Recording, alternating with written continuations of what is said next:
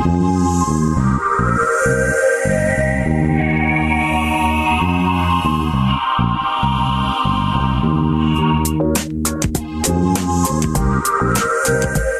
to Just Energy Radio with your host, naturopath and medical intuitive, Dr. Rita Louise. We have learned from Einstein's theory that matter and energy are one. Physicists believe that all systems in nature have their own particular way of vibrating. From the swinging of a pendulum to the waves of the ocean to the light that brightens the sky each day, each of these oscillates at its own unique rate. The same holds true for every thought, feeling, event, or word we speak. Each has its own frequency or rate of vibration. What many of us don't realize is when we take everything in our universe down to its simplest form, it is all just energy. Join Dr. Rita Louise on a journey through time and space where past, present, and future collide. Today, what you believe may be called into question. What we want to know is, who made up the rules? Be brave and step outside the box. We are about to turn our world upside down and venture into the unknown. Hold on. We are departing our own beliefs and entering alternative realms. Enjoy the possibilities. Hello and welcome to Just Energy Radio. I'm your host, Dr. Rita Louise, and thank you all for tuning into the show today. Oh, we are going to have a great show. We're going to be speaking with Evan and Steve Strong about the hidden history of Australia. Just Energy Radio is brought to you by soulhealer.com, where you can find out about all the products and services I offer, including medical intuition evaluations, energy healing, and psychic reading. So if there's stuff going on in your life, give me a call, send me an email, and we can set up a time for a private consultation. It's also brought to you by the Institute of Applied Energetics, where you can jumpstart your intuition today by downloading their free 50-page guide. So if you've been thinking about becoming an energy medicine practitioner, intuitive counselor, or medical intuitive, this is the place you can go to start your learning from the comfort of your own home. That's AppliedEnergeticsInstitute.com. And I want to thank all the people that have downloaded and viewed my movie icon, Deconstructing the Archetypes of the Ancients. I've gotten several really great reviews on Amazon. So if you haven't gotten a copy or haven't downloaded a copy and watched it, please check it out. Only $1.99. What a bargain. And there were good reviews. Woohoo. Anyway, so again, tonight we're going to be speaking with Stephen and Evan Strong about their book, Shunned, The Hidden History of the Original Australians. Let me tell you a little bit about them and get them on the air. Stephen and Evan Strong challenge the out-of-Africa theory of human evolution and posit that Homo sapiens sapiens evolved independently in Australia. They argue against the perception of the original Aboriginal Australians as primitive and challenge this with an examination of actual technological achievements of the race. By looking at archaeological, historical, linguistic, and DNA evidence, they believe that original Australians were capable of ocean-going voyages and had commerce with distant lands from North of Africa to Latin America. We are going to have a great show tonight. So please welcome to the show, Stephen and Evan Strong. Hi, guys. How are you? Very well, thank you. Very happy to be here. Well, greetings from the land not down under. I'm just so excited to have you guys back on the show. You were on before, and we got a number of requests to have you come back on and share more information. I'm just glad that you were able to take time out of your busy schedule to join us again. Oh, it's a pleasure, and I also appreciate that just before we started, you did a wonderful backup to Janis Joplin with Piece of My Heart, and we do appreciate that too. We've never been serenaded before we started before, but it was a fine choice of music. Well, Janis is one of my favorite female artists. Sorry, she is my favorite female artist. So having them decide that that was going to be the song that they would play every week before the show started just made me have the warm and fuzzies inside. So. That's fine. It works for me. I bought the album when it was first out, and I think that was over 10 years ago. I'm not sure, but I think it was around that time. Maybe. I don't know. I have so much to talk to you guys about. I wanted to pick up where we left off a little bit, get it caught up on some of the new stuff that's going on with you, and then get into your book, Shunned. The last time we talked, you were getting ready to have Graham Hancock come and spend some time in Australia looking at some of the ruins down there. And I was just wondering how that went. What was his opinion? What did you find out? Well, it went very well because we spent, about 6 days, Evan? And we made it a rule at the finish, if he was going to do this properly, he had to spend time with an original elder steeped in the old ways, which he did. But, we took him to a lot of sites. There were a couple that I think really stood out. We took him to the Standing Stone site, which we've mentioned before, and he wanted to come and look at that. And he was able to stand on there and photograph the whole thing. He saw all these amazing mark rocks, and he did get a very strong connection and understanding of its antiquity and what it was there for. He has no doubt that it was an ancient way of chronicling our past and our language. And we then went off to a place up near Gympie, didn't we, Evan? Yeah. We hadn't been there before ourselves, actually. No, we went up to a place that's called the Gympie Pyramid, and it was Graham's insistence we go there, not ours. We knew of a gentleman that knew a lot about the site, and we drove up there and went back in one day, and when we got there, I looked at the site and said, oh, what an absolute disappointment. It was just a hill with blady grass, but... However, it's changed. This gentleman brought out 2 rocks to show us. And they were both sedimentary rocks. And what he did was, the first one, he actually held a rock and he held a magnet and let the magnet go and it flew through the air and hit the rock. The magnet was from a computer hard drive. Yeah. And that was quite a good trick. And I thought, that's unusual because it's sedimentary. Then he put the magnet on the other side of the rock and it fell off. I thought, that's not quite right. That's not how things are supposed to work here. This is an unusual place. We knew it was a sacred place. But we didn't know quite how sacred it was. And then further on, we found out there's another rock there where you can put the magnets on the top of the rock and it's magnetised, and you put it in your rocks and it falls off again. So the place was sacred to begin with. We'd heard about that, but now we know that there's an energy force in there that's messing up the magnetics of these rocks, because sedimentary rocks don't become so massively magnetised. So we then took him up to this particular place, and he saw rocks there that he claimed looked exactly like, it was a Machu Picchu, didn't he? Yeah. And then went up to the top again, and then we saw a healing place there. And then he started to realise that as we took him to other sites, we took him down to Carryong, and we saw the glyphs down there, 300 glyphs. As he said, that these places could rewrite world history. And what he didn't understand, because we took him to a lot of sites, is why there was so much in this country. That's the one thing that he did get to understand quite fully, that there was so much archaeology within our country. And then we finished it off in a very unusual way. Rita, we actually finished by him sitting down with an elder of the old ways. Now, a lot of people in your country might think that what I'm going to say next is past history that is gone, that people can still do things that are outside time and space. But the beauty of this was, when this took place, there were about 9 or 10 people there that saw it, including Evan and quite a few others. Oh, yeah, I definitely saw it. And plus Graham and Santha were there at the time. Now, what happened was the elder came out dressed up old way with ochre all over and started singing in language, and then spoke occasionally in English and spoke for about, 15, 20 minutes, Evan? Yep. And then when it finished, he walked back a step, and we all watched him walk back a step. Then he walked back the second step. He's gone. He disappeared. Completely disappeared. And then about 1 second later, there he is, about 25 metres away, standing behind someone else, and he carries on the conversation he left behind with a huge smile on his face.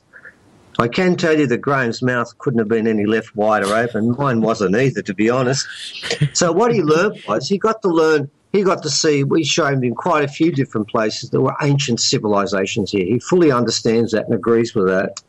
But he also got to understand that the heritage of this country, and it was the first place, it was the place where genetics begins, and it's the place where culture begins too.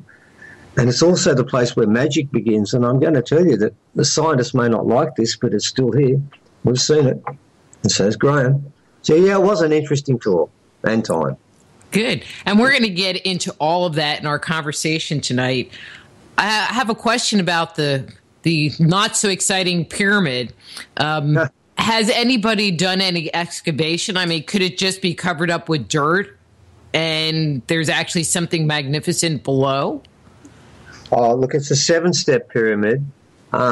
You've got to remember the Australian government have been actively destroying the whole area. They've worked against this, and right now there's a better than 95% chance it's going to be bulldozed for a road. Unfortunately, in this country, nothing stops a road. I spoke to the Cubby yesterday, and they're dreadfully worried. They've been fighting for this site. They call it the most sacred site they have. They don't even call it a pyramid. They call it the healing place. And I can't go into the reasons why, because the stories about that are so amazing that we'd spend the rest of the day just talking about that alone. This place is multifarious, and we also know that the most amazing artefact that is at that site, don't we? I mean, we can't even speak about it. But the concern is right now that the chances are very, very high it's going to be just bulldozed, the whole site, and there's nothing we can do. And the original custodians are fighting tooth and nail and begging the government not to do so. But I can tell you now, this particular place, it's been destroyed and changed and hidden, and the government have no intentions of letting this be looked at. So as for excavating or going on there, they'd lock you up. I've already got a letter from the New South Wales government, haven't I, threatening me. And a phone call. And a phone call threatening us for even going near any site. That one, we'd be in jail inside a day. Won't let us near it. It's only got one death. That place is going to be destroyed. They can't leave it there. It's not important, but they'd put you in jail for it. Oh, yeah. Oh, this particular site, the one here that they've been, the original people know. Look, we know. We can't even tell you some of the stuff that's on that place. I mean, Graham stood there and said, this is an amazing site. This is so important. He wants to write a whole chapter about that in his next book. He want to hurry, because if he doesn't get it done soon, it won't be there. That's one of the reasons we've pushed Graham to really pick this site up a bit, because it's going to need help. Because the Australian government have been trying to destroy this site, and they've been pulling it apart for so long. They pulled the 5 statues off. There's only one left. And the Gubby know how sacred it is, but there's one group that just don't want this out. Amazing. Just amazing. It's called Australia. Yeah. But it's not just there. You know, you see it happening in other places. Not everywhere, but you see it happening in other places, and it's just amazing, especially because Australia is so old and it's, you know, unadulterated. You know, it hasn't been tampered with because no one was interested in it. And so it's losing you lose that pristineness that it still has. But that's its weakness, you see, Rita, because we're finding archaeology now. We're finding some rocks that have actually gone to the Smithsonian Institute, and they've written back twice about it and fully aware of it. These rocks are so amazing, and the beauty of it is that the history books say in Australia, before Captain Cook and the British invaded the country, they didn't settle it, they stole it. When they came, they said there was nothing here before then. So anything we find, and we're finding bucket loads of stuff now, doesn't fit into all of their books. And what it doesn't just rewrite the history of Australia, which is important.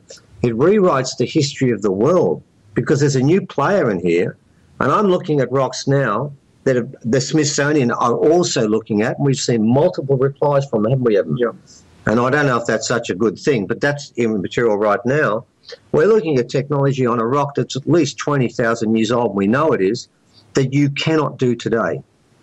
Now, there's some real problems with that, and we know this rock has gone through academia in Australia, and there's a saying we've heard from academics within, it's called "don't tell the strongs." They're so scared of these two rocks, they do not want to talk about them, they do not want to engage in conversation with us, and some people get violently upset. What they don't do is contest what we've said about these rocks with their own papers, because they're scared of them. So there's stuff here. Is it because there's like evidence of machining on them? What makes them be so special?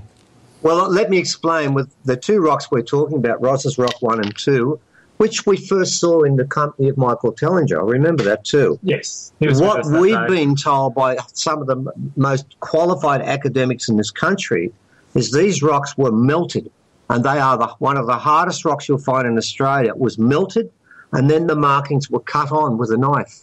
And then there's infilling and stamping and imprinting. There's all sorts of technologies going in here. There are holes there that have been filled up with a foreign substance and have stayed there for 20,000 years, stuck inside that rock. There's stamping on this rock. There's cutting on this rock. There's all sorts of, and there's pecking on the rock as well. There are around about 700 marks on these two rocks. They're a language.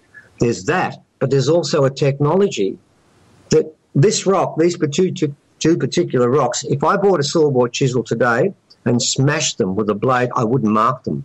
Now, the question is, how can these rocks be marked 20, 30, 50,000 years ago? And we've got them both, and they know they're here. So the answer is they're all going to run away and not look at us.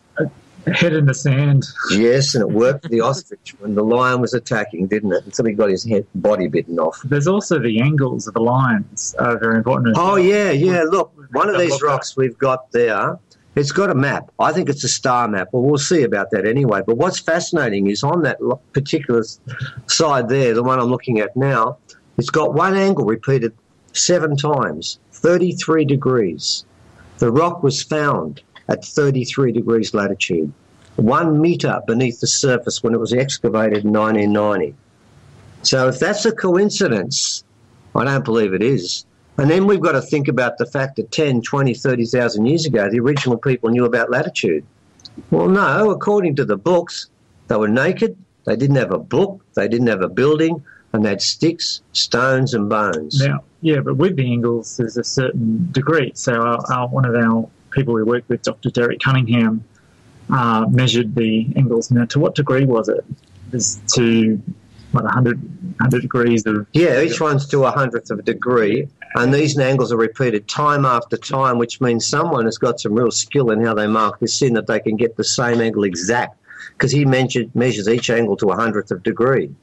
So this is not just a combination of lines, there's real precision. And what's equally fascinating, between the first and third side, there are 6 lines, just small lines, and every one of them joins up with lines on the other 2 sides. There's real subtlety and precision in this, and it's 10, 20,000 years old. And the other rock is much older. This is a problem. But then the 33 degrees pops up a lot, doesn't it? Yes, it does. And we're finding these angles on these rocks. They're finding a Blombos, they're finding a Calgary, they're finding a Lascaux. The same markings and the same angles that we're finding on these rocks are appearing around the world, which gets back to our belief that there was once a global, national, international language and civilizations that made this. Well, we can't do it today. The stuff in here that we need 2,000 degrees Celsius, I'm told, to mark these rocks. Wow. Well, let's leave that point and start moving along, because there's just so much we have to cover today. When we talk about the original Australians, when they talk about themselves and they go back in their history, they start talking about the dream time. And I know that a lot of their history is recalled from this dream time. So maybe to start, you can explain what the dream time is, and then we can kind of dig into some of the history. Okay. There's 2 levels of the dream time. There's the spiritual and esoteric level, and there's the pragmatic, real, historical level to the dream time. So to put it in a simple term, the dreaming is a time where spirituality reigns supreme. Everything was beholden to the spiritual pursuits. So therefore, during that time of the dreaming, everything you did was in accord with the dreaming, who you spoke to. You couldn't speak to your mother-in-law directly because the dreaming made that a rule. Okay, it was like a religion, but it wasn't a religion. It was like how you live your life. It's where you walk. It's when you decide you're going to go on ceremony. Everything is prescribed. And the trick with this, and this is very important to understand, ladies and gentlemen, is that the dreaming has a very, very deep historical level to it. And if I can share this with you, the dreaming comes from the first ancestral spirits who came to this place and made the land and made the people. They believe the people of Australia were made here, nowhere else. They are made here. and that the gods came down, and I'm going to use this word, and I'm going to use quotes here, came to earth, because this comes from the first language. It comes from some interpretations we got from a Professor Slater, who actually did an interpretation on this. And they make it very clear. They came to earth and made us. I'm going to be very specific about that because that's what it says. And if I can share this with you, Bayami is like the almighty creator. Now, Bayami came down in a ship and he cut off one of his legs. So when I want to find Bayami's footsteps, I find what are called Mandawis, which is one footprint alone, because the second leg was cut off to make us. And that's the story of Adam's rib, but they got it wrong because it makes man and woman united. That's what they say there. And I'll go further than that. When we go to the dreaming, if you look at the feats of the very first gods, you'll find Bayami came down here to make people. His wife, Mulla Mulla, and it says in the dreaming there, was not born from here. She was born elsewhere, wasn't she, Evan? That's right. And came down for a small period of time and went back up. But then there's the nameless one. The son of Bayami is called the Nameless One, and he despaired of the earth. So what he did was he went off and found this massive tree, straight tree that mingled with the clouds, and he got inside that and it took off, and there was smoke and fire that came out from beneath. That's what's said in the dreaming, by the way, in these stories. And the Southern Cross marks out where he went to. So you will find within that, I just spoke to an elder yesterday, he said, don't forget to tell everyone we come from the Pleiades. So when you read the dreaming, you don't just get a chronicle of who you can talk to, how it's decided what your life is going to be. And if I can give you an example of that, for a young child, her or his life is mapped out when he or she finally walks. And when they walk on the ground and leave 3 footprints, all the elders stand around and decide the rest of that person's life with that interaction with the spirits of the land. So that is part of the whole of the life of an original person. They are locked into the dreaming as much as you are the air that you breathe. But it also gives them their history and their ancestry. So it's a double-edged thing. The only story that runs through the whole of the 500 tribes in Australia is called the 7 Sisters of Pleiades. So that is part of their story too. So it gives them a place that is their ancestry. Therefore, every sacred place will have a counterpart above. When our elders took us out on the country last time, Kano told us one thing to remember. If someone tells you of a sacred place and cannot find a place in the sky that relates to that, it's not sacred. So that's what the dreaming is. It brings together a way of living in this earth and contact with this earth and locks us into the place outside where we come from. But when you talk about the Pleiades, the word left my mind. When you talk about the Pleiades, I mean, the one myth that I had heard, which I was flabbergasted with, was about, and please excuse the way I pronounce it, I was told I definitely don't pronounce it correctly, which is shocking to me, is the Wakari brothers and Kadili, and how he was coming down and trying to have relations with the women of the earth, and the Wakari brothers took their boomerang and castrated him, just like Kronos castrated Uranus, and then the women became the Pleiades. Is that the myth you're talking about? Look, you go to each of the 500 tribes, you'll get variations on that myth, okay? It'll vary from time to time. Sometimes it's Orion that's chasing the sisters. Sometimes she catches one, but he doesn't. It varies. I've heard it in so many different places. But the general story of coming here and the Pleiades being where their ancestry comes from is constant. I know the one you're talking about, and we could give you 15 different variations on that. I'm sure.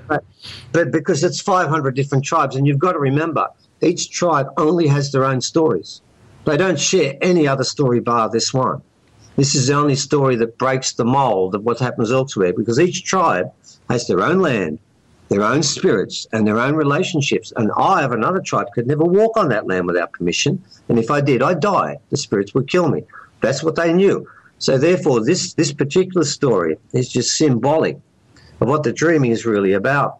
And I've got to be honest, when we wrote our first 3 books, we published through University Press of America, we didn't talk about this sort of stuff, and we told the elders we never would. Now we talk about it all the time because they don't give us a choice. And because we do get archaeology that screams to us ancient technology, ancient civilizations, and we're finding on the Standing Stones mound, when this gentleman, he was actually the president of the Australian Archaeological Society, when he did a translation, the phrase that was repeated more than any other, 3 of them, came to Earth from a light from afar and made humans, made them, brought a soul, made them, with a rod, a divine rod, very clear. So if this is what they wrote and we're reporting their story, we don't have a choice. We just go with it. But the story is consistent. I mean, that's kind of my thing, is taking myths and legends and stories and iconography from around the world and going, well, look, they're saying this, and these people are saying this, and these people are saying this, and everyone has the same story, which this has been my contention. And this is why I love Australia and talking about Australia. If, using the model that they have out there, if Australia was populated some 60,000 years ago, what that says is that the myths that they have, that parallel mythology from around the world, has to be at least that old. At least. And most people say, oh, well, it's like 10,000 years old, 5,000 years old. And it's like, not if it's in America, not if it's in Australia. No, and it's much, much older than we even begin to understand. The elders have made that clear too. And the interesting part about this, Rita, is we talk about some people, mainly academics, look upon oral tradition and myths as something to dismiss. I want them to understand one thing. There was one continent until the invasion where it was illegal, immoral, and would induce death if you were to walk on another person's country. Now, what that means is, yes, the men fought. We do have ample amounts of testosterone and we can't help ourselves. We would fight on agreed neutral territory, and when the fight was over, we would go back to our land. What we would never do, and this has never happened in this country, is go onto another person's land and steal, rape, or pillage. Couldn't be done, which means this is the only continent where the whole continent never had a situation where the invaders walked onto someone's land and then sanitized the history and changed it to suit their own conscience, which is riddled with guilt. This is the only country where the story that began on one piece of land, nobody's come to take it. No one's come to steal it. And I've been with traditional elders when they introduced a new word into their language, the Ramangeri. It took an hour of argument about how it should be said and where it should be placed. It was a huge event, and they all knew exactly how to say it. To memorize these words was considered an honor and a privilege, and this is how you were given your initiation. They never forgot. So what we have here, I believe, throw your pages away. They've been written by the victors and they've been edited and changed. What we have in Australia is a story that until the cook came was perfect. It hadn't been changed because you've got to remember, in most languages, and Evan knows this too, what is the one word they don't have, Evan? Oh, that lie. Lie. There's no word for lying. So therefore, this is very important. You've got to understand that. Yes, I know us white fellas have brought that down to a cultured art. We can lie in so many different shades, and we can do it so well. For them, lying wasn't even possible because the spirits see everything you do, so they would know. And if you did it, they'd punish you. So you must come and tell the truth straight away.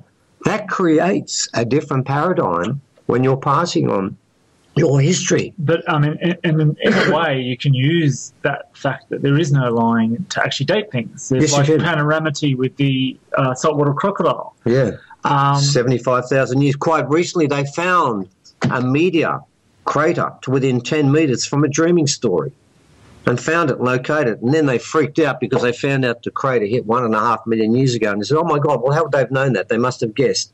And, of course, the elders got very upset because they've said this many times. We only tell you what we see and know. We knew it happened. And that creates some other problems. But this is the point here. We're dealing with a culture And remember, some of the people we're talking to have managed to keep that. Yes, the whites have been in this country for 200-odd years, but some of them managed to keep these secrets and these stories alive, and they haven't been changed. So we are getting the wisdom of the ages here. And I'm hoping as we move into contemporary times that they're being documented. I mean, one of the things that we see in so many cultures is that the children just want to become westernized and they don't want to participate in the old ways and they don't want to learn the old stories and learn. And it would just be such a shame that what knowledge they have just goes away. Yeah, welcome to our world, and it's your world too. Yeah, the same problem exists here. Yeah, I'm not going to deny that. Evan and I looked at each other and nodded our head while you were saying that. Yeah. But I can tell you there are some younger ones coming through. I know of some where it is being passed on, and I know of a person who can play the yidaki, or you call people in America call it didgeridoo, that can basically lay down a whole audience. These people still exist. They're around. We know of elders who can do things of the old ways. They're still around. There's not many, but there are enough, and they've got the songs and they have the wisdom. Now, this first language we speak of that we're working on now, we brought an elder in from the middle who knew the language, actually knew the symbols, and actually sent me a diagram he made 5 years before we got the notes from Slater, who's the professor who worked on this site and worked out the sacred language. And he marked out 15 symbols, and they're all on the same page as Slater's, but I hadn't seen Slater's work for. This guy knows the old language. So this stuff, these old ways are still around, and they are passing them on, aren't they? Yes. Yeah, Kono's passed on to others, so it's still getting spread along here. So we still have it. We have it in this country. It's still around. There's still hope. There still is some. But that's good. Okay, moving along. So one of the things in your book is that you guys contend that the out of Africa theory of human evolution and the spread of humanity is incorrect, and the origin of man was actually in Australia. What led you guys to that conclusion? Their science. Very simply, the amount of mitochondrial evidence, the amount of Y chromosome evidence, skull morphology that was done by scientists, their scientists, mainstream scientists. All we did was put it all together and put in a big picture. Evan found recently, because Evan goes and finds all this stuff for me, we found a study that was done by 2 Russian gentlemen, scientists, with all the right degrees, and they were studying Y chromosomes, which is what the men have.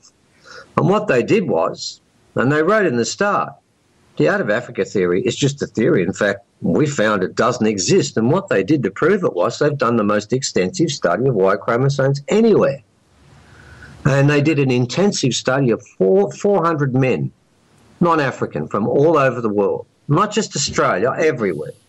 It's not just Australia, it's not part of Africa, believe me. And this is what they found. They compared it to 13 distinct African Y chromosome markers. So that's a possibility of 5,200 hits. And do you know how many hits they got? Not one. Not one. Now, if they all say Eve came out of Africa, well, ladies and gentlemen, if Eve did, and she didn't, I can tell you Adam didn't, because the Y chromosome says no African there. And they did up a tree, and they spent a lot of time on this tree. And there are 3 lines that come under African, and they're all in Africa. And there are 28 lines that come under some other group that they won't name. Well, that's the group we're interested in. But that's the Y chromosome, and as the scientists know, the Y chromosome, being male, is a bit willful and erratic. It's not as predictable and as reliable as the women's mitochondrial DNA, as you probably know, Dr. Rita. But even so, when we looked at the mitochondrial DNA of the original people, and let's take the people who actually made the out of Africa theory, the ones who gave the evidence for it. That's Alan Wilson and Rebecca Cairn, both professors. They're the ones who said that she probably came out of Africa, and they're the ones who gave the name Eve. And they're the ones who both said, and this is very important because we got the proof, within 10 years we got it wrong. It was Australia. Now, Wilson came down here and did more research when he found out Cairn did some study and said, no, the original people around 400,000 years ago, you got this wrong. And they came from 2 lineages. So Wilson came down here and he got the vials of the blood of 31 full descent Aboriginal people with no white genes in there to taint them, so to speak. And he got 22 different strands. Now, ladies and gentlemen, every time you get a new strand in a population, that represents 3,500 years. He's already up to 77,000 years, and he's running at a 70% mutation rate. That's the largest in the world. It's the largest in the world. And I can tell you one other study, because we could do thousands of them. The largest study done in Australia of 1,500 vials of blood was done by Roy Simmons from the Commonwealth Serum Laboratory. And I can tell you what he said. And 600 were full descent, not 31, 600. He made this statement. He said that the original genes have no relationship to the Africans, and they came about before the Africans. And we could spend the next half hour rattling off paper after paper after paper. And it's simple. It says the same every time. It just says what the original people said. They don't belong to the Africans. We believe it or not, we even have a dreaming story, don't we, Evan? We do. Oh, tell.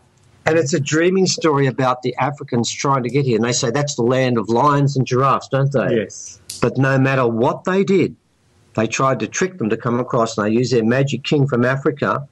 The original people would say, no, we have the lions here. No, you can't come. Time after time. And eventually, the elder from Australia, to trick the elder from Africa, because we didn't want the Africans, lied. Now, as I told you before, that's a mortal sin. He was turned into a frog for lying. They understood why he lied and appreciated it, but he still had to be punished. And he was turned into a frog. But his call, and they give us the call, and it says, we don't want those Africans here. That's what the call is. So it's that specific. They've even got a dreaming story. For any white fella that says the Africans here, we've got a dreaming story. No, never here. So that dreaming story is just part of that truth. Yes, Africa will have a relationship to Australia, but here's the trick. It'll be the original relationship that begins it, not the other way around. It comes from here first. And we've found this time after time. And what's interesting, the Y chromosome study done of just original people here. Now, there's 41 types of Y chromosomes, and they're spread all over fairly evenly, except in one place, Australia. 78% of all original people fall into two lines. And you know what they said? The Y chromosome said, there's two lineages here. Rebecca Cairns said there's two lineages here. Professor Alan Wilson said, Homo erectus got to Australia 500,000 years ago. Well, I've got an argument about that, but we'll let that go. Where's the second lineage? Where's the second one? And that's where it gets interesting, because what they're saying is there's two lineages. And I can tell you one other thing. The oldest Homo sapien found in Australia is Lake Mungo 3, the Mungo man. And they looked at his mitochondrial DNA, examined it, and not only did it not relate to Africa, it did not relate to any race on this planet, but it was a Homo sapien sapien. So we've got a big question here. We know they began here. I want to know what that second lineage is, because we don't know what it is, and it doesn't relate to anyone that's here now. Could it be Pleiadian? I don't know, but I can tell you one thing. The oldest Homo sapien found in Australia, possibly the world, is a Homo sapien sapien, and it's not even related to the original people of today. So there's stories here that really don't fit into what the rest of the mob have got elsewhere. I find that really interesting that the oldest one was found there. It's right up there with finding, elongated skulls in Australia. There are only so many places that they're found, and Australia has some of the oldest ones. Yeah. I find that interesting. But question for you. People like Michael Tellinger claim that huge populations existed in Africa about 200,000 years ago. And listening to your story, could it have been, and this is just hypothetical, could it have been that there were two populations happening kind of parallel, one in Australia, one in Africa? I mean, if the gods came and created us, could they have tried to create us in more than one place on Earth? We sat down personally and had that conversation with Michael. We're doing a series of tours with Michael in Australia later on in August this year. So, yeah, we're very close with each other. And Michael, we sat down and discussed just that. And you know what, Rita? What you said is exactly what we said. Yeah, that's what we come up with. We've come up with exactly the same. We're thinking the same thing. In fact, Michael is predisposed, and we've actually used one of his quotes where he thinks it might have started here first. He's actually said the original story might have begun in Australia first. We believe that everything Michael said is spot on, and we believe that's a Syrian input, and we believe what happened in Australia is a Pleiadian input. And we believe our genes now are a combination of the Pleiadian spiritual, esoteric walkabout where original people go and wander off for weeks on their own to find their spirituality, and the Syrian, work the minds, do what you're told, and obey. And I think what we have today, humans today, are a combination of those genes. And we believe exactly what you said, that what took place, Michael's right. What happened there, happened there. And they were mining and they were working there. That's all right. What happened here was, and I want to use what an elder said here, what they created here was something for the Pleiadians to incarnate into, and I'm going to use the Gnostic quote from the Apocalypse of Adam. Oh, yes. And they found that we could be greater than the gods that created us. And I think that's where the Pleiadians were coming from, that Gnostic approach that we could be greater than the gods that created us, the best of both worlds, the Pleiadians and the humans together.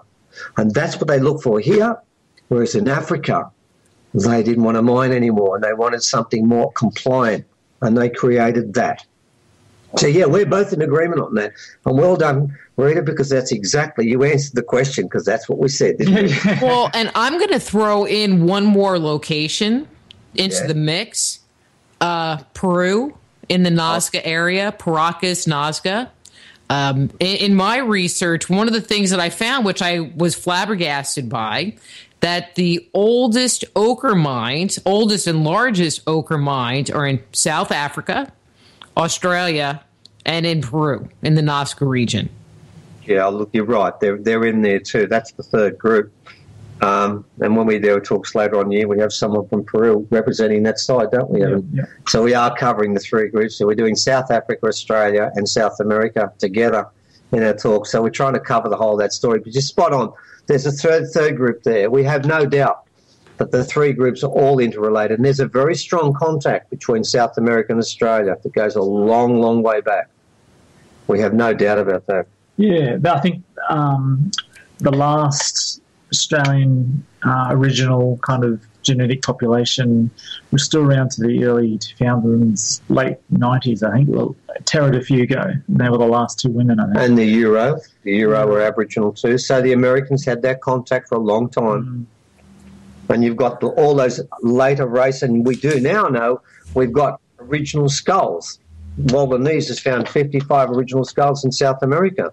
And I also know, because we spoke to the ambassador of Chile, didn't we? We did, yeah. That they teach in all of their schools in Chile that they could have come from Australia. And not one school in Australia teaches any of this stuff, so I don't know who's got the shame there.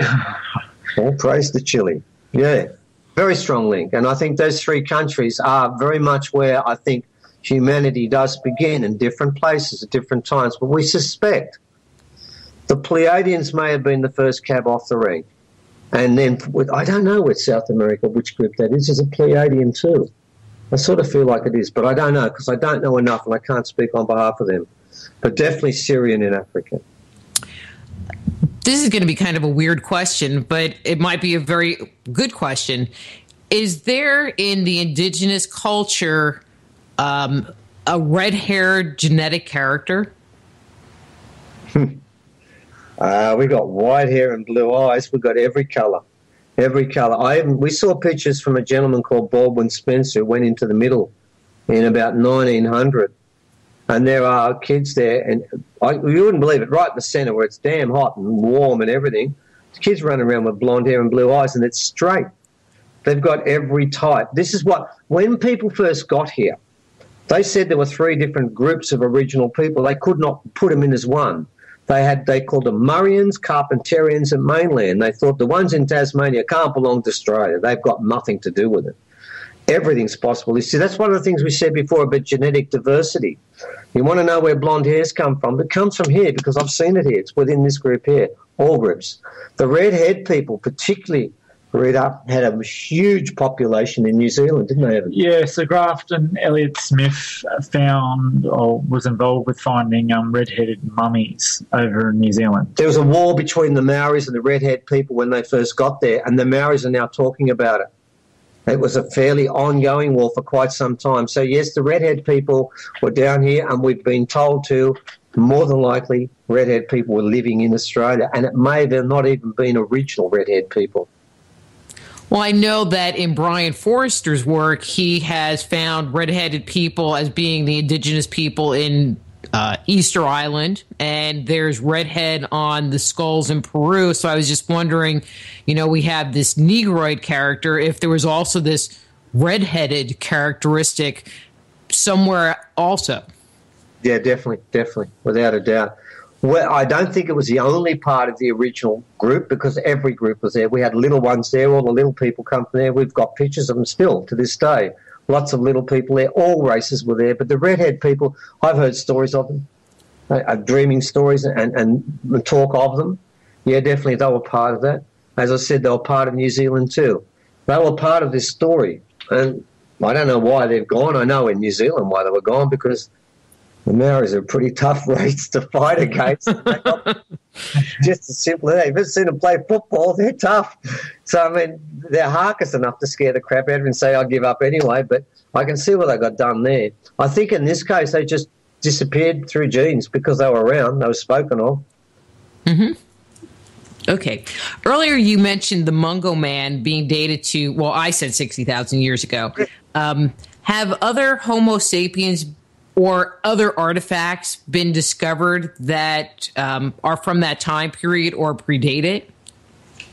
Yeah, there's an interesting one. Look, there are 10 sites that predate it. Okay, there are 10. There's a site of 186,000 years at Great Barrier Reef where they're looking at charcoal deposits. There's another one of 126,000 years in Lake George, which had a tenfold increase of charcoal from about 126,000 years. It was always when the lake was wet. There's a skull cap in Lake Eyre, 135. Jaminum, 110. Look, there's plenty of them. The problem is there are at least 10, but what you get is with some of them, not all, there'll automatically be someone who writes up a paper to say, I dispute that. And the best example of that is Jaminum, where Dr. Richard Filliger wrote a paper saying, I think we've got evidence here of tools at 176,000 years and we've got evidence of art that's 120. And then what he then did was co-wrote a paper that wrote against his paper. And then he made a public statement that says, I'm still sticking to my guns, I'm not sure. So we're very quick to back off the controversial side in Australia and get on the other mob when they're saying that. And the beautiful part about Jaminum is the group that just argued the date. They said that the testing was right. You got 176, we understand that. But the grains you tested, before they were tested, they received insufficient sunlight. Therefore, that's why there wasn't sunlight there. And I'm thinking, well, how would you know how much sunlight the grains got unless you were there? It was ridiculous. But that's what they all backed up. But there's some. There's like 175,000 years for an engraved crocodile of Panoramity, which we know there were no saltwater crocodiles there. That's in Lake Eyre until 80,000 years ago. That one no one's argued against. The one of 126 they haven't argued against. And there is also a fascinating one, which is a skull at Lake Mungo, which is probably about 5,000 years, about 55,000 years. Now, the Lake Mungo one is gracile. This one's robust. Lake Mungo has a temple bone of 3 mils. This one's got a temple bone of 18 mils.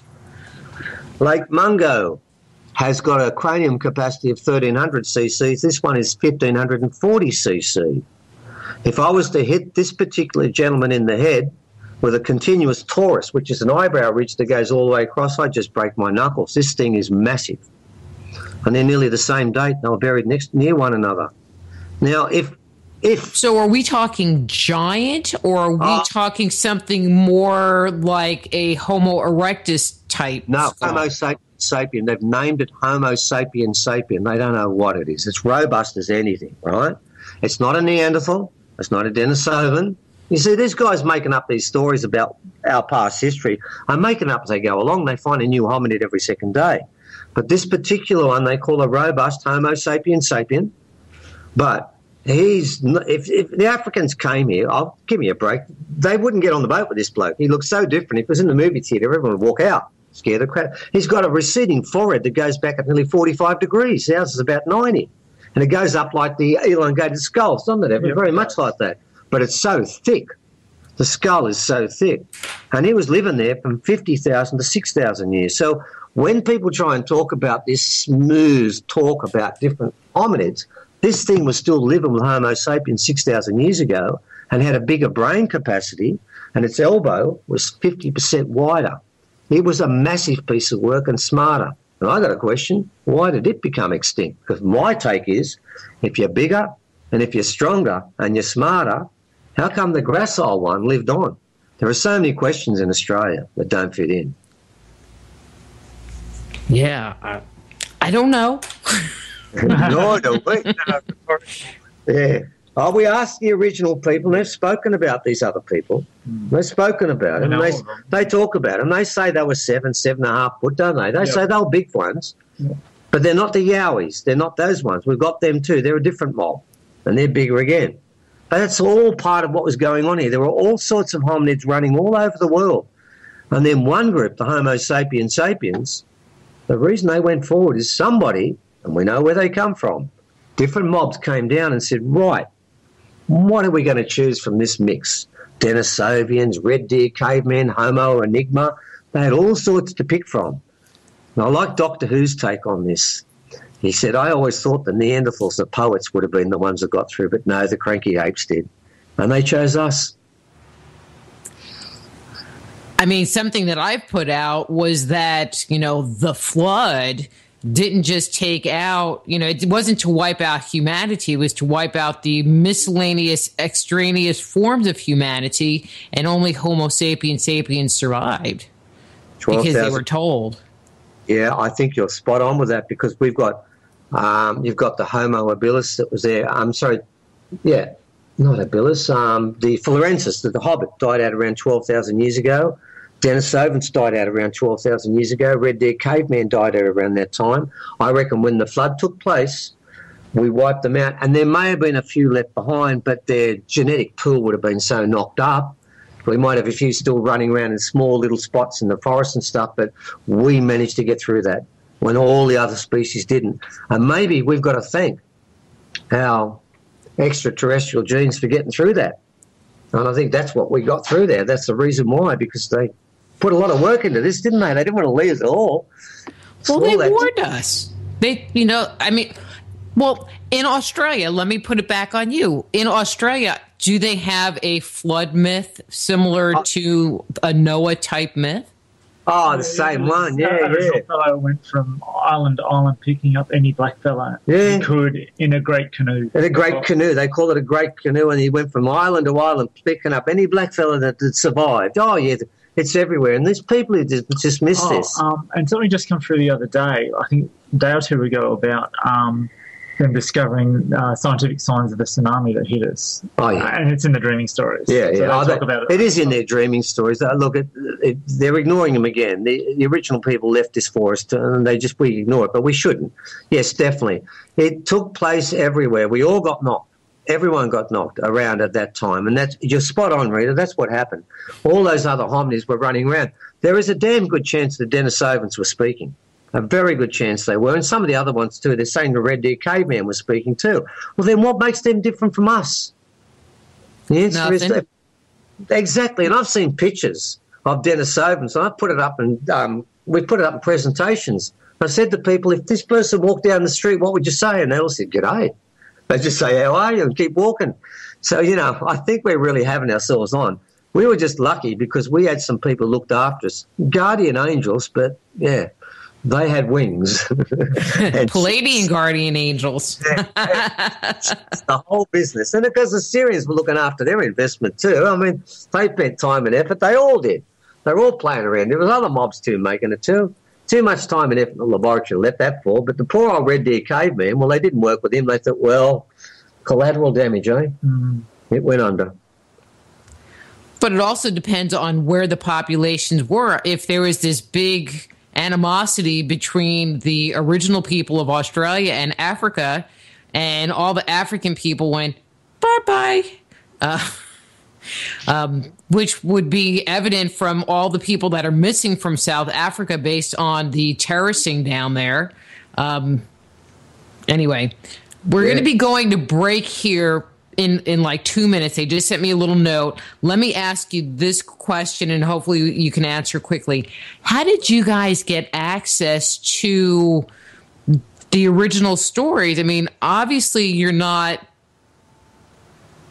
Aboriginal, you know, and you're not from that genetic line. How did you manage to get close to them enough that they would share their history with you? Through the kids. See, I was a teacher first, right? And what I was doing is I helped set up the AB Studies course in New South Wales, and I spent some time working with Aboriginal kids in areas where there are a lot of Aboriginal kids. And because they trusted me, they would tell their parents. And then their parents thought, well, if you're looking after our kids, then you get an extra tick. As opposed to a geologist or an archaeologist who comes on site and says, I want to look at the rocks. Well, what right have they got to go on the country? They hadn't earned their dues. So because I was a teacher and because I spent a lot of time working with Aboriginal education, when we started doing this archaeology, they knew of us. They knew what we did, and we could go back to Moree, another place we taught, and they go and check. And because we had character references as people that could be trusted, because they didn't trust mainstream people, that meant because we weren't belonging to a university or a business or a government, and because we'd proved our worth by working with their kids, because that's more important to them, their future is their children, and because we were trying to teach their culture in the schools, then walking into these places become progressively easier. You see, when we went down to South Australia and I got ceremony, I was called down by them. They found out what we did. So the best way to do this is not to say things, but to do it. So by looking after the original kids and educating them well, the adults understood where we're coming from, and we won their trust. Once that happens, it becomes easy. They'll tell you everything. They want to share. They want to share. Well, we need to go to break, so can you hold that till we come back? No worries. Okay, we're going to go to break. I'm Dr. Rita Louise. We're here talking to Stephen Evan Strong about their book, Shunned, The Hidden History of the Original Aborigines. And their website is forgottenorigin.com, and we'll be back after these words from our sponsors.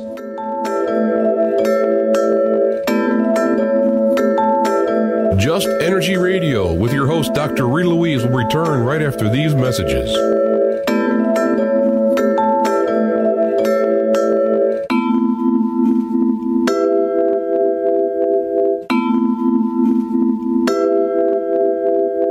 You're listening to IRN, the Inception Radio Network, Chicago, Illinois.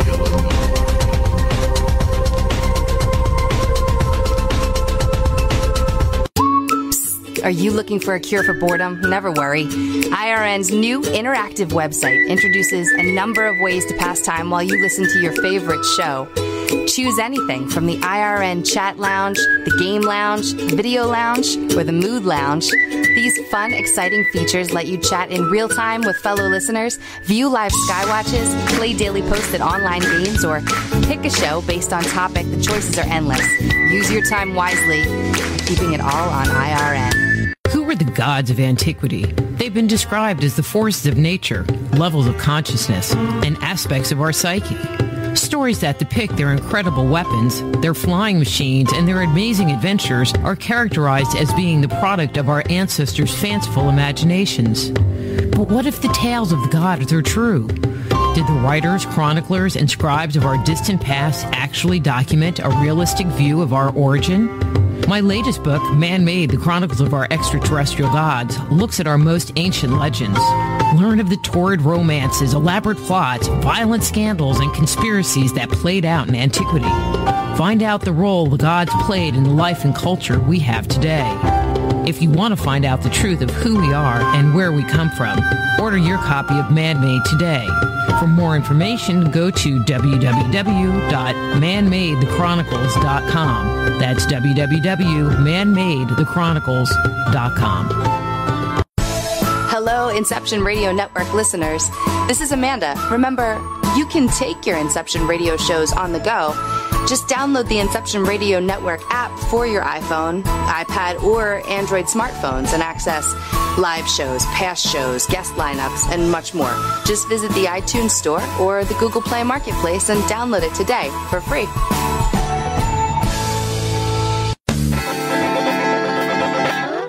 Move past the crossroads in your life and discover alternative solutions to your deepest concerns at soulhealer.com. So whether it's a physical problem, an emotional issue, a question about work, or troubles in your relationships, naturopath and medical intuitive Dr. Rita Louise can help you. Bring peace, harmony, and health back into your life.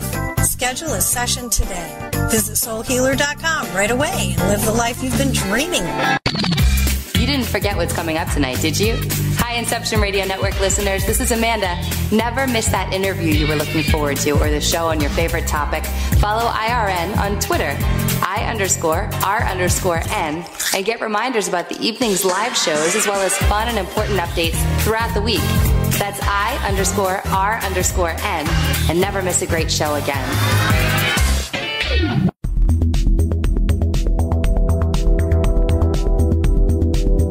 We only have a couple of seconds before we have to get back to the show, and I want to tell you how you can jumpstart your intuition today. Using my free 50-page introductory guide filled with simple, revolutionary, and proven techniques, you can ignite your intuition and tap into your inner wisdom, all from the comfort of your own home. The Institute of Applied Energetics is the leader in online home study instruction for those interested in becoming a certified medical intuitive, intuitive counselor, or energy medicine practitioner. Now is the time to transform your life and take it to a completely new level. Discover who you are and how you work. Open the door to the world of intuition, health, and healing. You can jumpstart your intuition right away by going to www.appliedenergeticsinstitute.com and downloading our free guide. Get the opportunity of a lifetime and live the life you deserve.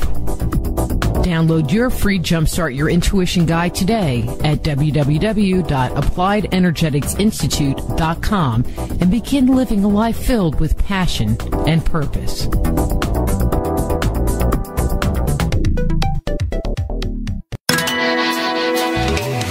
Computer? Is your internet connection down? Don't worry. Use your trusty cell phone or landline and call into our listen line at 401-283-6700 to listen to the Inception Radio Network 24/7. Again, that call-in number is 401-283-6700. For the Inception Radio Network, I am MJ. Go deep inside yourself and venture into the realm of the unconscious mind with my Meditating on the Kabbalah guided imagery audio CDs. Discover who you are and what you want in life.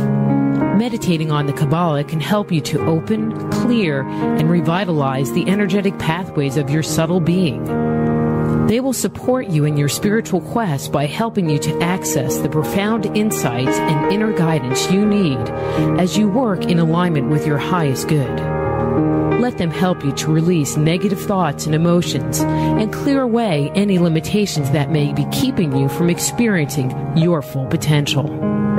Walk down the path to health, healing, understanding, and enlightenment with Meditating on the Kabbalah.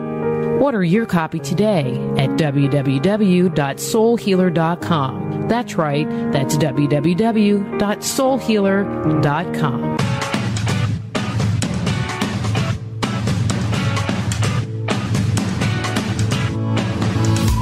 Hello, Inception Radio Network. Would you like your favorite show to be played again live on air? Well, now the choice is in your hands with IRN's live request portal, an easy way to request your favorite show with a simple click.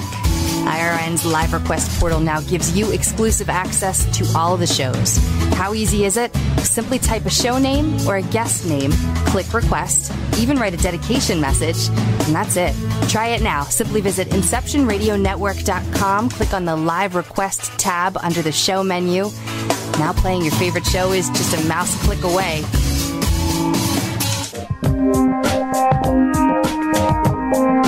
Okay.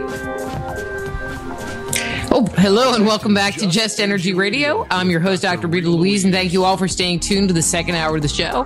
Just Energy Radio is brought to you by the Institute of Applied Energetics. That's www.appliedenergeticsinstitute.com, where you can jumpstart your intuition today by downloading their free 50-page guide.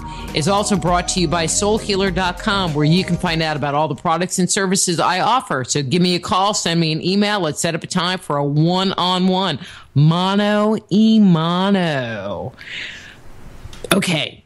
We've been here talking with Stephen and Evan Strong about their book, Shunned, The Hidden History of the Original Australians. Their website is forgottenorigin.com. Stephen, do you remember what you were thinking about before we went to break, or should I just move on to the next topic? I'm 62. Yeah, move on to the next topic. We're moving along. Sometimes I actually will take a note during an interview so I can remember what I was talking about. And then sometimes I even remember what the note meant that I wrote down. Oh, don't show off. I've got 4 short-term memory cells left, and I guard them jealously. They're all I've got left going. Okay. Australia, obviously, I mean, it's a continent, but it's an island continent. I guess all continents are islands. But to get from there to anywhere else, like New Zealand or Polynesia or anywhere, you have to go somehow. So how did they get around? I mean, we don't have transporters. They might have had transporters. But how did they get off of Australia to populate other parts of the world? Well, the trick is here, let's go back to let's always start with mainstream, and then we go straight to the elders.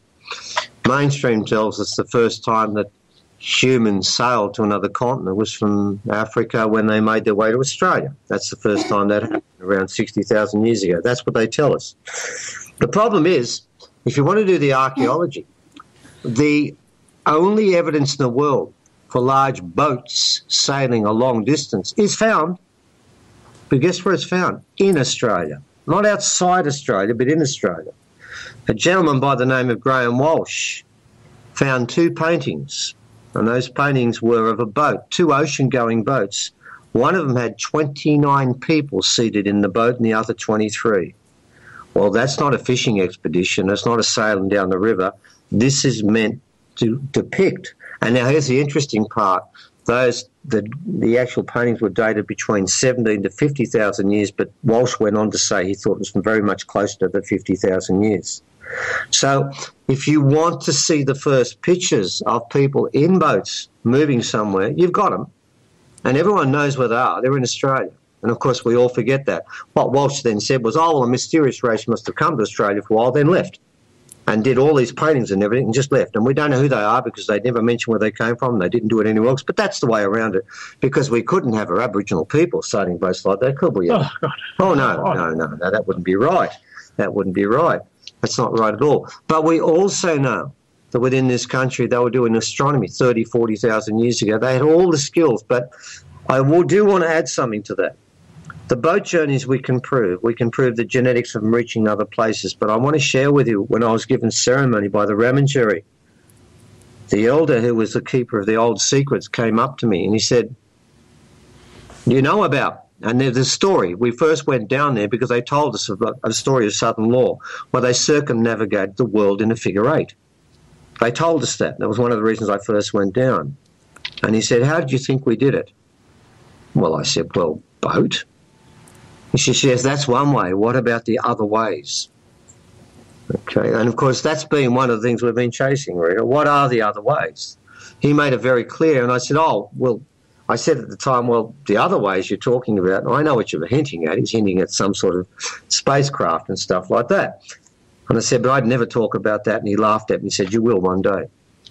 So, yeah, there is there's a common story there, isn't there, Evan? Yeah, definitely. Yeah. In Australia, do they have any stories of flying chariots like we see with Zeus and Thor and all of these other gods around, or flying discs or feathered serpents flying through the air or anything like that? Yeah. life in a bag, being brought here, being brought from afar.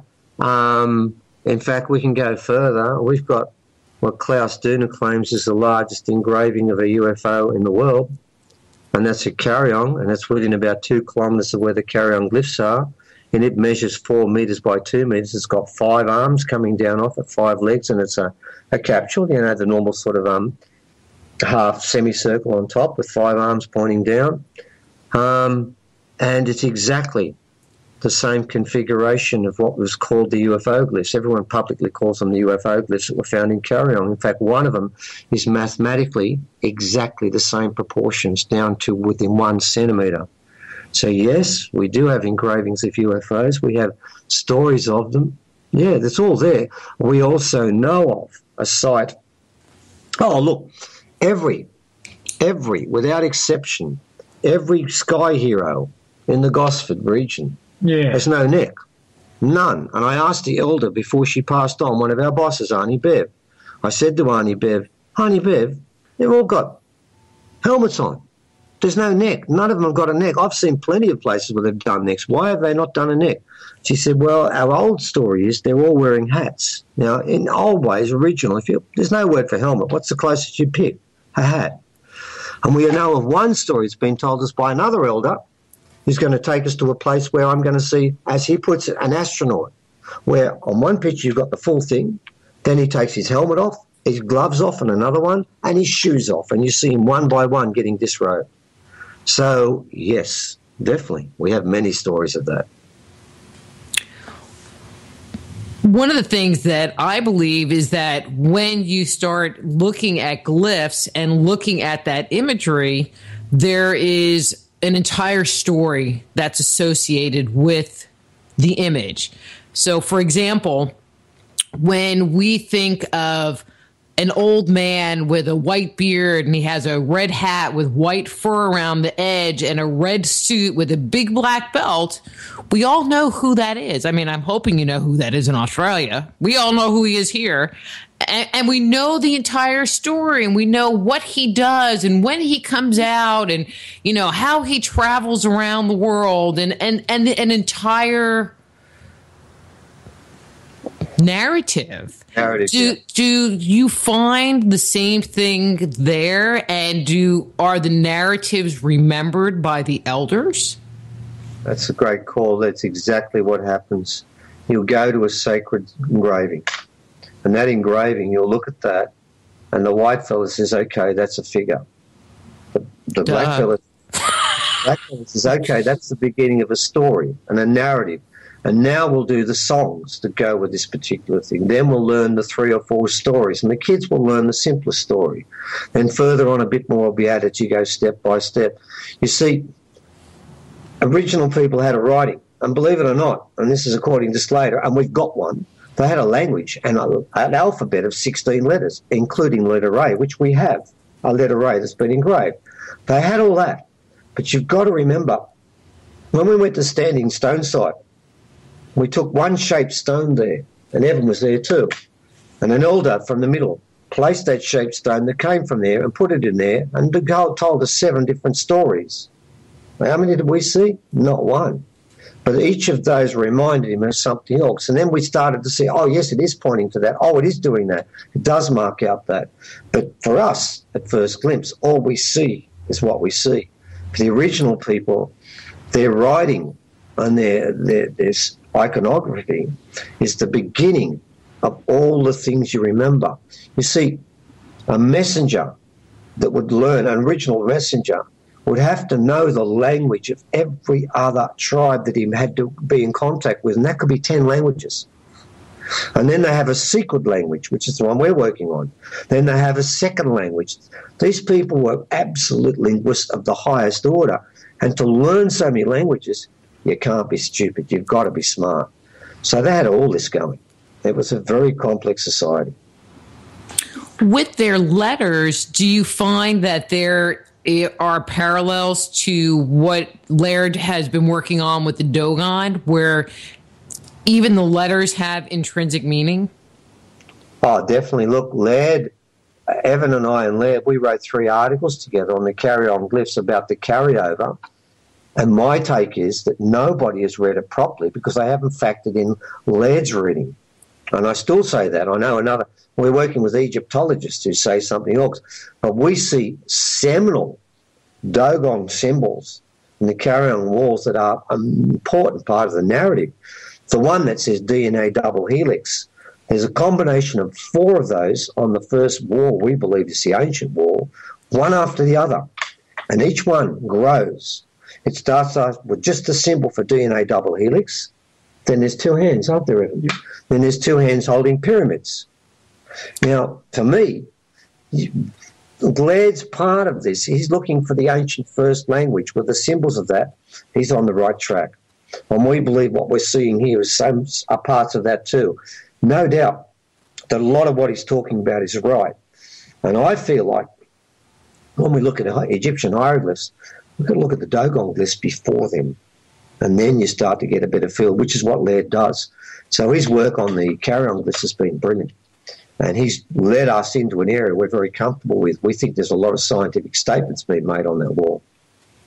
And also people from afar have been made on that wall too, amongst all the UFO glyphs. Is that written language still used by the original people, or was it let go?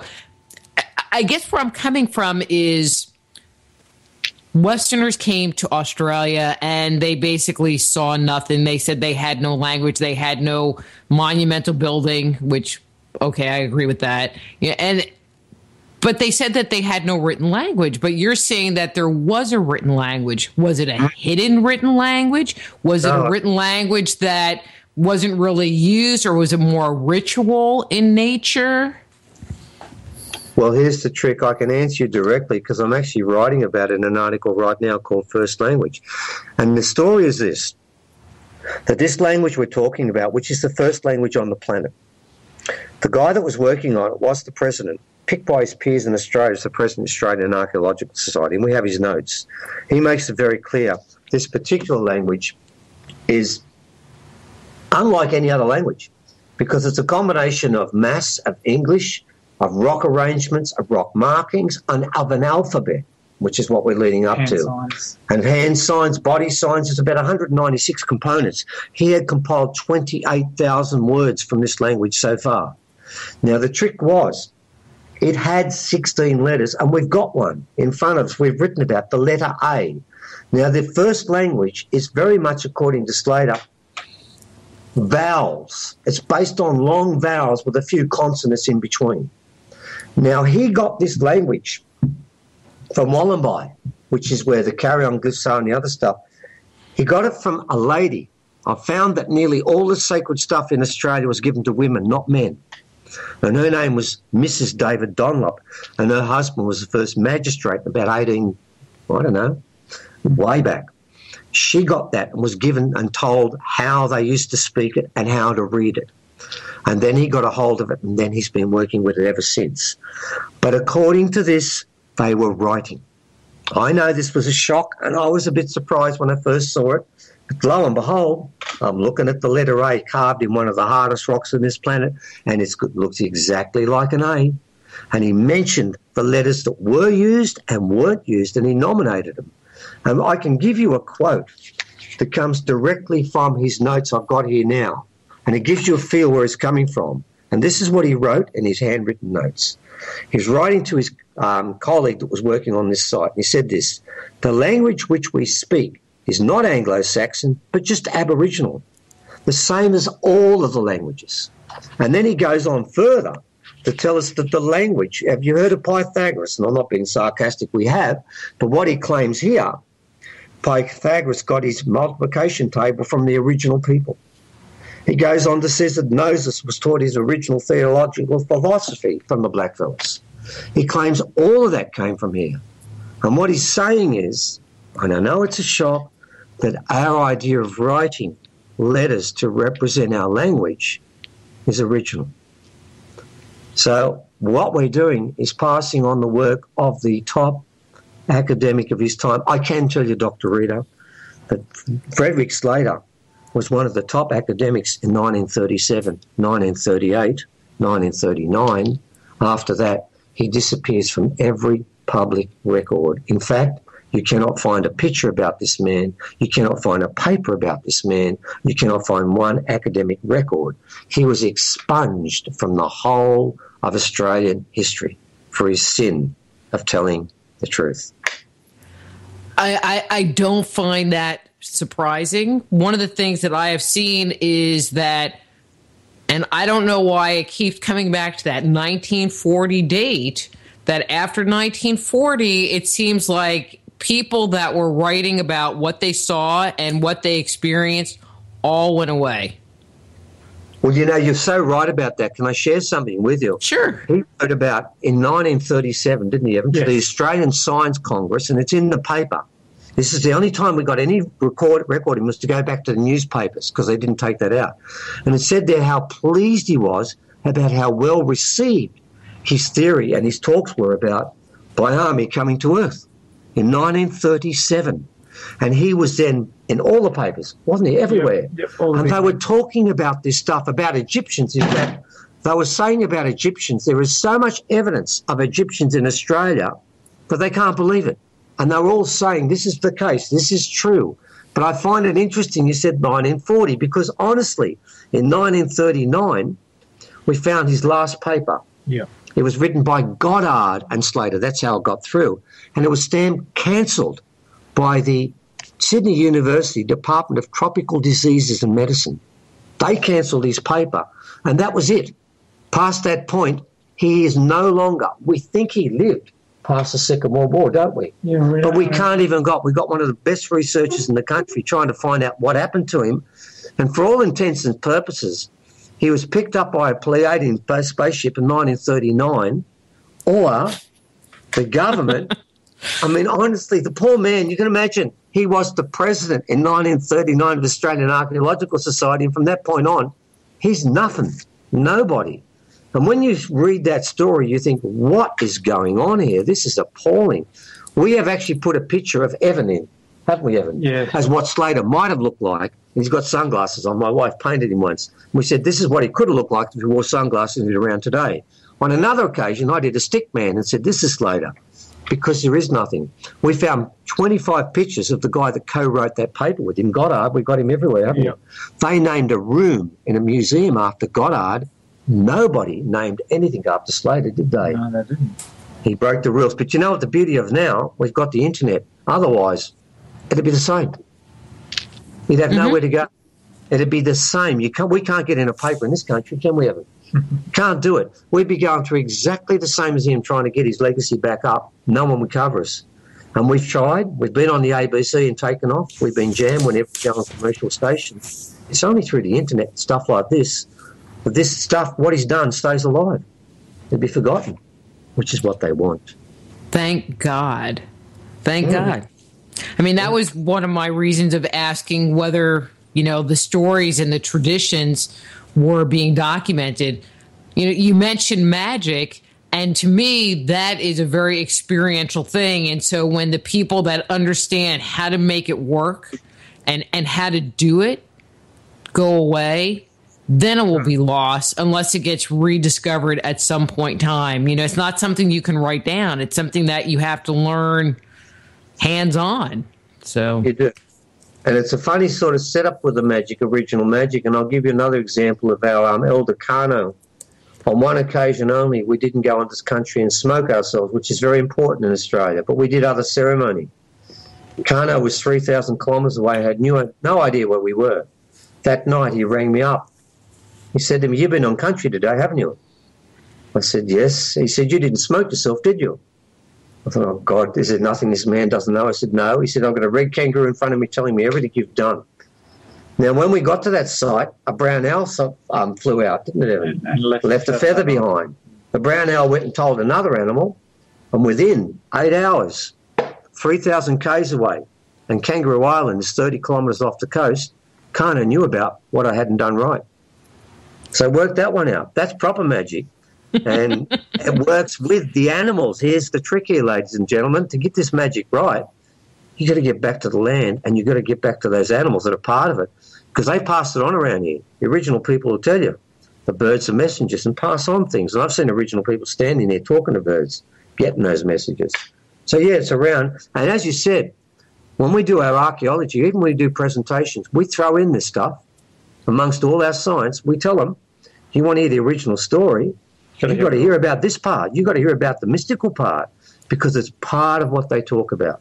It's an important part. In fact, it's the most important part. Exactly. I'm going to shift gears here a little bit. So we talked a little bit about how the original Australians were, I'm going to say, a seafaring race. So I'm going to throw this out as a two-part question because I think you can cover both. Kind of what was the extent of their travels? And then kind of part two, were there other cultures that actually came to Australia? Oh, well, have we got 3 hours? We'll go make this very quick. Okay. Well, that's why I was like, if I put it in one question, maybe it'll condense the answer just a little bit. Okay, seafaring country, I told you about the boats. I can also tell you when we went to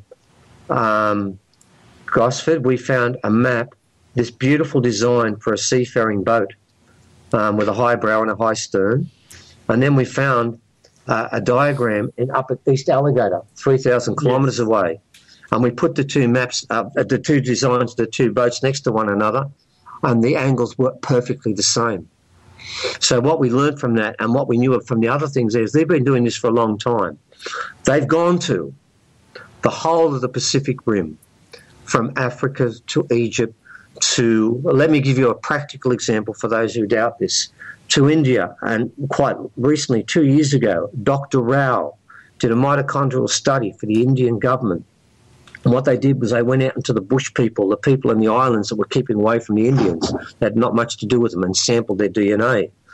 And what they found was they found 6 people that were not Indian.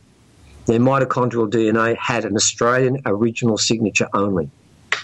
So those people, for all intents and purposes, are still purely original people. We've put up pictures of people from India, and you swear to them they're original people. The oldest Homo sapien found in Asia, in Perak in Malaysia, is not Asian. Guess what he is? He's Australian original person. And that's the Ainu. The Ainu, before when the Chinese came across 3,000 years in Japan. We've got pictures. We've got a picture taken in 1890 of a last traditional Ainu man, and he looks exactly like an original man with the black curly hair and the broad nose and the wide face. He's so un-Asian and so original. Sylvia Gonzalez in America, Professor Sylvia Gonzalez, is adamant the original people were in America at least 40,000 years ago, and we believe it was much further back. All around, they sailed the whole Pacific Ocean. As we said earlier, Dr. Walter Reeves has 55 original skulls found in South America. There's nowhere they didn't go. Now, they've been seafaring for so far back that I can't really get my eldest to tell me how far back. I'm thinking the whole of the Pacific. That's why it's so important we get Michael. And the other person who's talking with us in that group is a gentleman you might have heard of called Brian Forster, who's coming down for these talks in August too. So we're covering the whole of I want to come. So what we're doing is we're covering the whole of the span that they sailed at. We have no reason to believe that they went to the Atlantic Ocean. We've not been told that, although I must make the point, according to the elders, they circumnavigated the world in a figure eight, so they were aware of it. But I think that they were focused in on that Pacific Rim. That seemed to be the area they were most focused in. And I'm not saying they didn't go the other side, because to circumnavigate the world in a figure eight, and fascinatingly enough, if you look at it very carefully and study the currents, to circumnavigate the world, that's exactly what you would do, which again, one just how in the hell did they know that? The same way they knew about plate tectonics. But that goes way back from the elders. It's been happening for a long time. So they are seafaring people. But I can tell you, that tradition stopped about 8,000 years ago, and we know why it stopped. Because the world walked away from the dreaming and started to accumulate money, possession, farming, owning of land, and all the things that went about against the dreaming. So from that period around 5,000, 6,000 years ago, there was no point sailing out anymore because the link was lost. And what then happens is we have the Egyptians, the Phoenicians, the Spanish, the Portuguese. Yes, I'm going to say the next one because we know there's a relic for this, the Vikings. They all came down here. I believe, and we all believe, the Egyptians came down here in reverence to meet their masters and to continue that tradition of learning from the great wisdoms and the great wise seers of the world. And if I can, I'd like to read a quote to you that gives an idea why the Egyptians came. And this was a summation that Slater made about what was going on here on the Standing Stone site. He says, their philosophy and formulated the basis of all knowledge in the beginning, now and to come. He believed the original people had that. That's what they were coming for, and that's why they kept coming. We do know the Egyptian people were here from 4,700 years to 400 years ago. We know why they were thrown out of the country, what laws they broke, and we even know where the Egyptian elders were killed, at Balmoral in Sydney. And they were told 400 years ago not to come back. We know of a treaty with the Spanish. The English don't have one. We have a problem there anyway. That's a big problem, but we won't do that today. We know they were all here. The Phoenicians at least for 1,000 years. All were given rights of passage to stay. But remember, none came as conquerors. And believe it or not even the Spanish, although they didn't last long, did they? They got wiped out. There were reasons for that because the Spanish and the Portuguese couldn't help themselves. They got back into their old habits. But we know the Egyptians, it was peaceful, it was cooperative, and it was very spiritual. And that was a long period. So, yes, they all came here. This place was the centre of the old world for quite some time. And then it stopped. It stopped. And then slowly but surely, all of the groups came for a while and were told to leave. And then the last of the groups to come were the British. And when they were asked to leave, they didn't. And it's been a bit... And here we are today. It's been a bit dire for the original people ever since, because every other time they left when they were asked to. Because the British didn't recognise what every other group did recognise. These were their betters. Yes, they were naked. Yes, they didn't have buildings. No, they didn't have books. But what they had was magic. And everybody needs a bit of magic. Well, one of the things... that we've talked about a couple of times is, the culture and the customs and the need to follow rules and I don't want to say procedures. Protocol. That and the way that it seems as if what they developed was for a very advanced culture and to have a very controlled society. Don't you see that all right, hang on one second. I have to flip the page of my notes. When you look at the rules and, I like to use the word taboos because, there's taboos in everything. Have you noticed that there is a similarity between what they live by and the customs, taboos, and procedures that are followed around the world? Oh, undeniably. And I'm going to make a point that we're very aware of the fact that probably the closest relationship to the original people are the indigenous people of America. There's a very strong relationship there, particularly, as you said, in the taboos and customs about what you could and couldn't do. I'm particularly reminded by the Hopi religion and the Hopi beliefs, and I keep thinking, oh, God, is there a difference? And remember, I do believe that there was look, the way we read it in Australia, there have been rises in technology of amazing civilizations that have come and fallen. And we wouldn't be surprised if the original people played that game for a while and then said, throw it all away and throw the clothes away and the whole thing. But we do think that, that tradition of the dreaming goes everywhere. the relationship towards the land, towards the animals, the way they treat the women. And this is very important. You've got to remember, in Aboriginal society, and I know it's the case in proper Indigenous societies, the women are considered more important than the men. In fact, the elders would always ask me when we go to a new place, who's more important? I think, such an easy question. Of course, the women are. And then we can go forward. And it's also important to understand that women's magic is more powerful than men's magic. Now, what happened is, while Indigenous cultures keep that tradition, they keep the dreaming.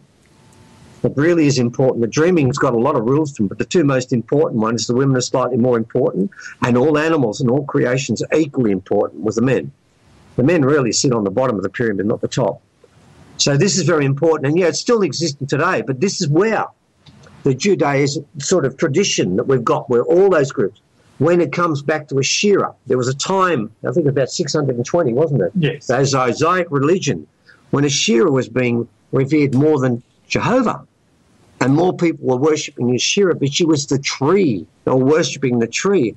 And they therefore wrote her out of the whole of that religion. When they did that, all of those religions lost all their contact with the dreaming. And once a religion loses its contact with the first religion, it's dead. Well, I shouldn't say that. I just pronounced all the... Oh, dear. Oh, God. Oh, sorry. Well, I'm sorry, but that's how... I'm doing this from a traditional viewpoint, and that's how we do things. That's how I see it. I see it from the dreaming. You must have the women as the focal point of your religion. You see, the original people tell us this. The women create, men destroy. And that's why women, some people think it's sexist in Australia. The women weren't allowed to touch the spears with the blades and the points. Well, they went out and hunted animals. Don't worry about that. But they wanted to keep it clean. The women create, men destroy, and they know which is better. The men were always second-rate in that respect. You see, in a lot of societies and tribal groups there, when a woman falls pregnant, it has nothing to do with the man. He may supply the sperm, but the spirits in the woman will determine when it's going to happen. And I've seen this beautiful ceremony where the man doesn't see a child for a week, and finally the grandmother brings it in. The man lays on the ground, and they lay the child on top of the chest, and he sits there for about a minute, then it's taken away. Doesn't see it for another couple more days because he's not really part of the creative process. So that is right. You're right about that Indigenous blessing that we've lost. But again, it first came out of the dreaming, because if you look at the very first dreaming stories, even the dreaming story called First Man, First Woman, which was what Adam and Eve came out of, ladies and gentlemen, it was the woman who had the insight, and it was a woman who realised she could create, not the man.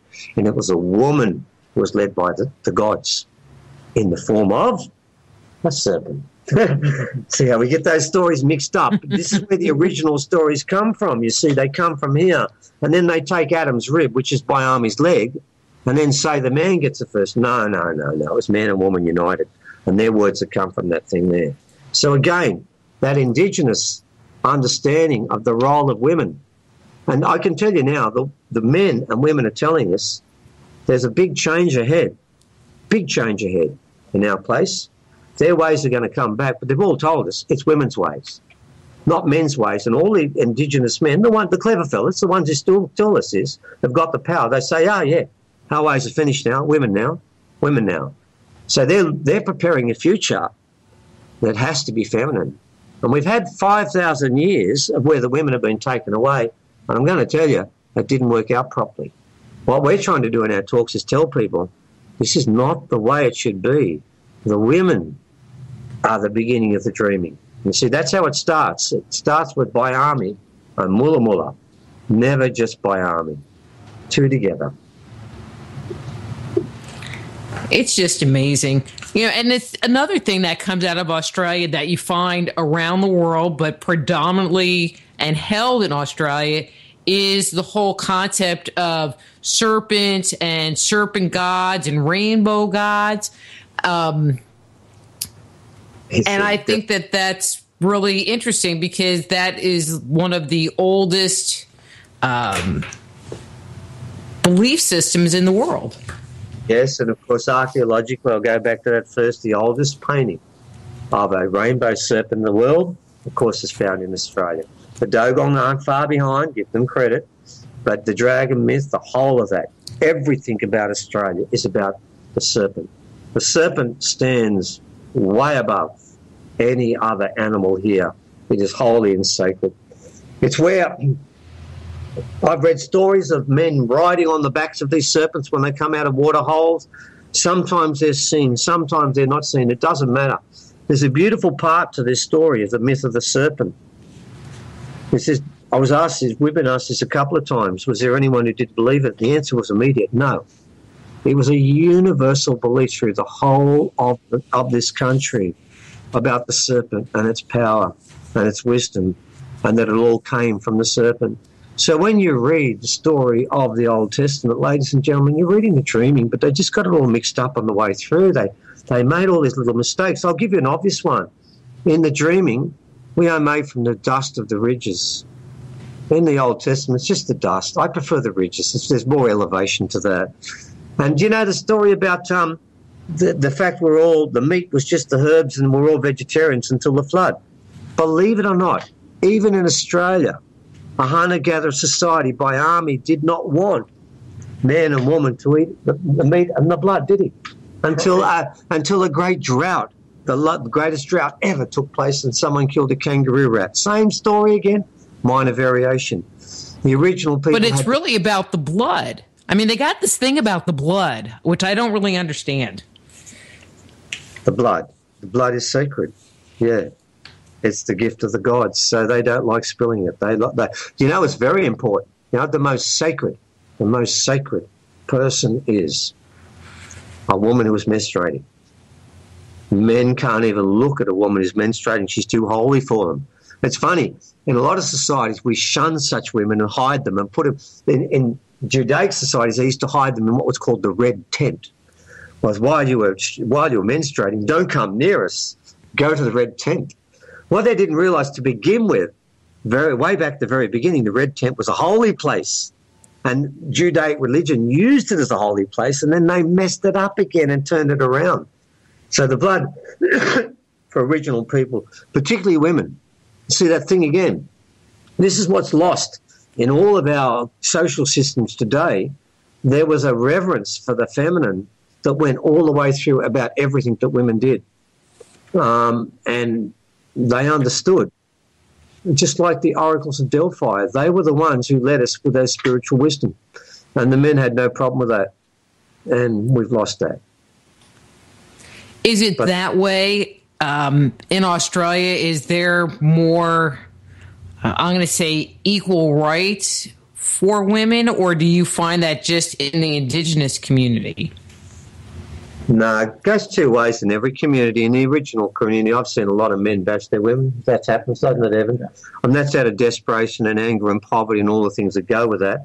But I can tell you that quite recently in the middle, there was a big protest where the women walked through the main street and said, we don't want our men, we want to look after our men from them, they're going to be paid a different way, we want to look after the money, we want to stop them actually drinking.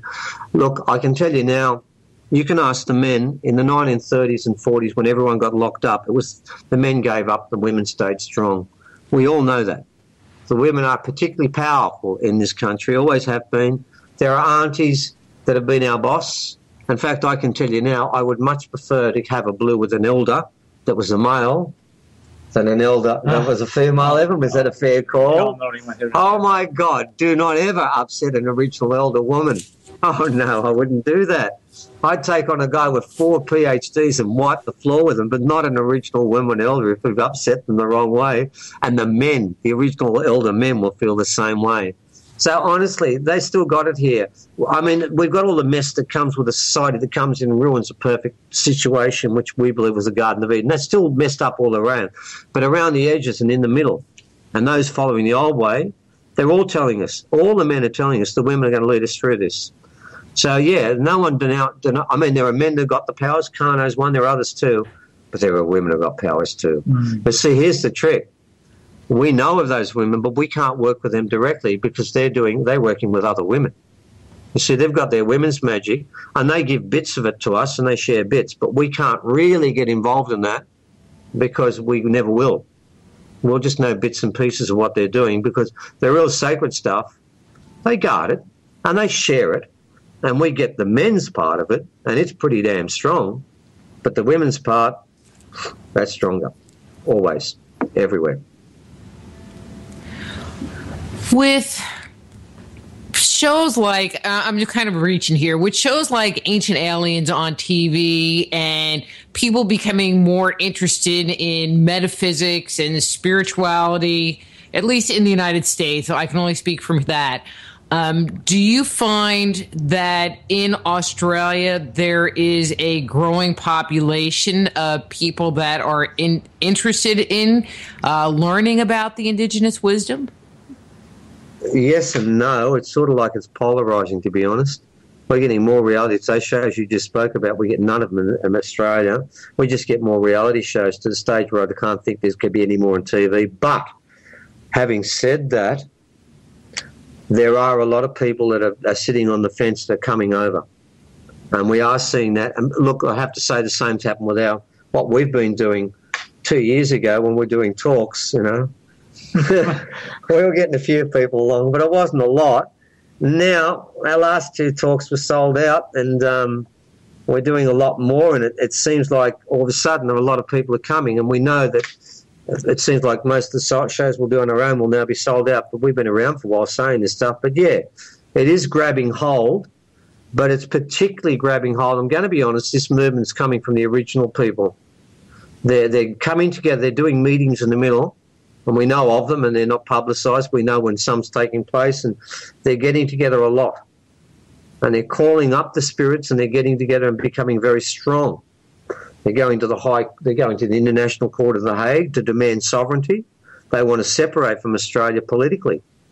There's lots of things going on, so it is very strong there, and that's getting across to mainstream to an extent. So the answer is, we're the last country. I know Michael and Graham Hancock and Klaus and others have told us they can feel it all over the world. There's a rising of people, a renaissance of people, a bit like the 1960s and 70s. I was heavily involved in then. They feel like that's coming back. But I've got to warn you, ladies and gentlemen, welcome to the backwater of the world when it comes to this. We will be the last ones, and we'll go kicking and screaming into it, won't we? We won't go easily. They'll fight us. Don't forget, 70% of our press is owned by Murdoch. 85% of all our grocery lines are owned by 2 companies. We are a country that's run by a few people, and they all work together. Yeah, a couple of monopolies. 3 people own nearly all the press in this country, and Murdoch owns 70% of it. So just think about having 70% of Foxtel all over the place. We got it everywhere. So you guys might complain about a little dabbling at 20%. So this country has been dumbed down more than any other country I've seen. The quiz shows now are appalling. The $1 million question is something that kids knew in primary school 30 years ago. We are really slow, but even so, there's light at the end of the tunnel. We are seeing people that are coming along, and there are more people that are interested, and we hear more talks about it. But, yeah, please, the rest of the world, you keep going forward because we go on your coattails. And I'm going to tell you which country we follow slavishly, America. Will you get some of those shows across to us, please? We've got all your reality ones. Some of the good ones. Please, for God's sake, we've got all the survival ones and everything. We've got all your ones and ours and England's, and everyone hooks us together. Get some of your other shows across, man. We're full of it. But, yeah, there's hope. There's light at the end of the tunnel, and it's the original people are going to take us out there. Do they get to have much of a voice, in society? I know you were talking about they were kicking and screaming about that one pyramid being bulldozed down to put a road in, but do they get to have much of a voice? I was doing some research on, I guess it was New Zealand, and it sounded like the Maori people really have integrated into the society, but they have a voice as a people there. Yeah, we got one black fella in the state parliament in both houses. Wow. We got 2. No, one in federal parliament. That's out of 100. No, in the 2 senates there, that's out of about 300. We have one dark-skinned person in that parliament, don't we? That's 2.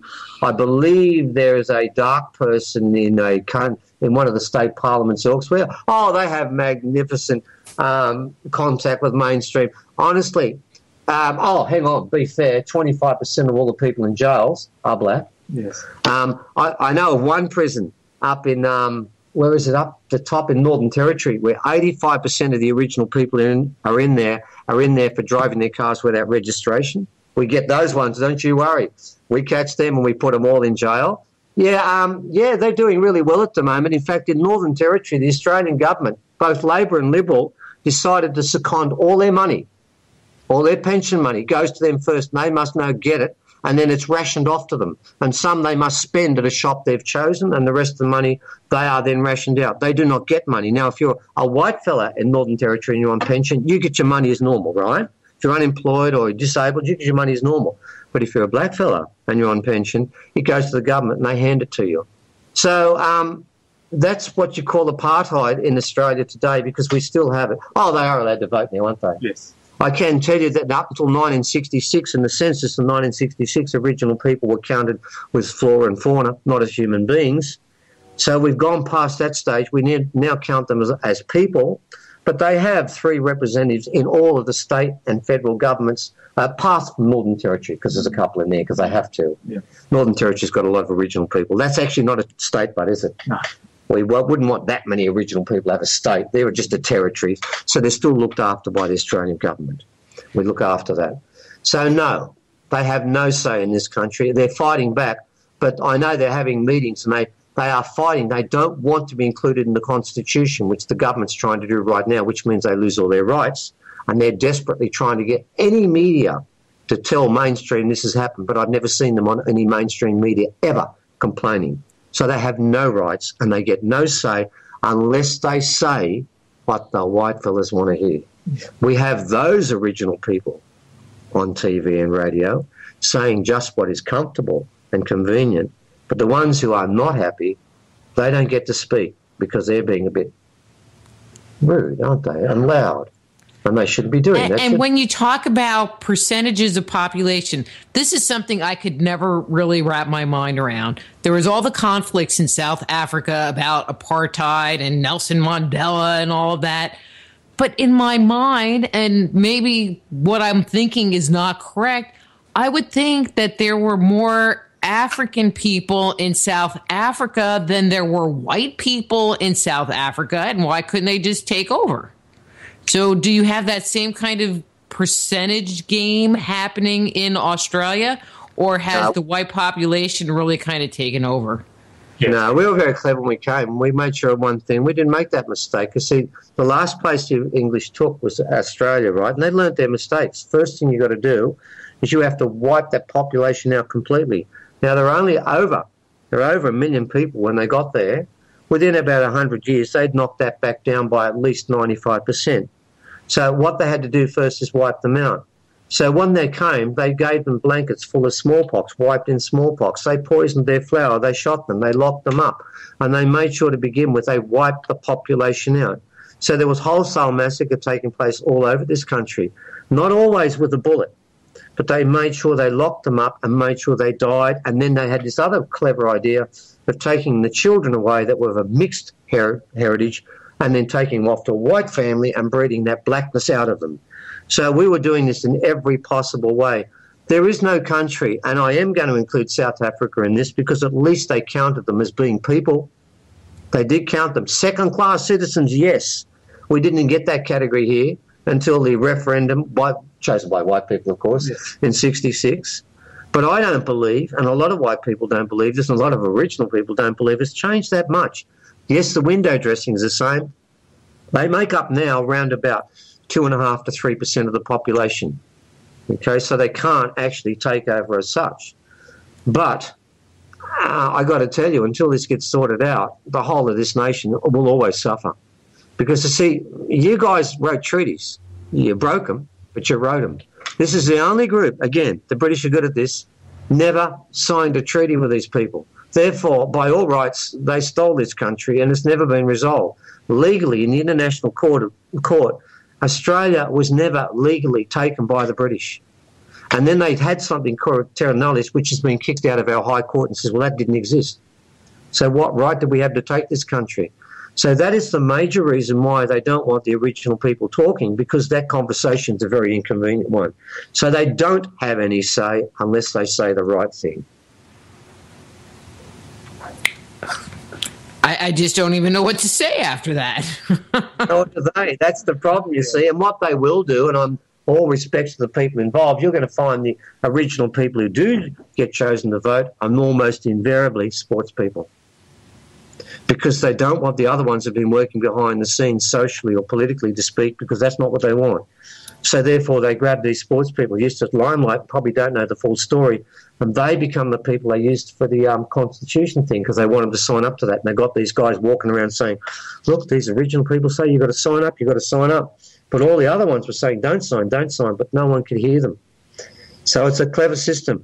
But see, in this country, if the government decides and Murdoch decides you're not going to be heard, good luck. You're not going to be heard unless you do it this way. So gentlemen, we have 2 minutes. Talk a little bit about your webpage, because I know that you always are posting fantastic stuff on that. Anything else you have coming up, that kind of thing? Yeah, sure. Well, look, what we try and do is to keep this issue alive. As you know, when we write new articles, we just post them up and give them out. Okay, this is the way this is done. You see, original culture is free, so therefore all the information should be free. So we put it up on our website, which is, what is it, Evan? ForgottenOrigin.com. ForgottenOrigin.com. Wait, I forgot. Yeah, he does that sort of stuff. And what we're doing this year, if you're in Australia, and we're starting in Australia, we're doing talks. As you know, we mentioned some of it. Some we're doing with an Egyptian group that are coming down in what month's that? April, May, yeah. We're doing talks with them. We're doing our own talks, and then we're doing talks with Brian and Michael. So what we're trying to do is get this word out. And what we're trying to do in this case is we're going to do it in the Sydney Town Hall, the Melbourne Town Hall, and the Adelaide Town Hall. We're going to go right into the middle of the city there and try and confront them, because these things fly flags for a month before, so they'll see these talks are on and maybe make people think about the truth. So our job over the next year, we'll give them this job. It's called Wirrachin, black fella, white fella dreaming. Our job is to get out the original truth, which will become, ladies and gentlemen, a global truth, because from here we're going to change world history and change it into what we really were, spiritual, cooperative people that occasionally fall off the rails. But this time we've been staggering off for a long time, and we've got to get back on side again. That's what we're doing. Well, and on that note, we are going to call it a show. Thank you so much, you guys. You know, and I still feel like we just barely scratched the surface again. Didn't even talk about the crystal skulls, did we? No, but we'll save that for another 2-hour show, I'm sure. No, it's been fun, Rita. We appreciate it. We really, really do. Thank you so much. Oh, you are so welcome, and I will talk to you again soon. I'm sure I'll see you on Facebook or whatever. All right, guys, I would say good night, but it's good morning for you. So good morning, good day, and have a good night. Okay, thanks so much. All right, thank you. Bye-bye. That's Stephen and Evan Strong. Their webpage is ForgottenOrigin.com. Their book, which is excellent, I recommend it, Shunned, The Hidden History of the Original Australians.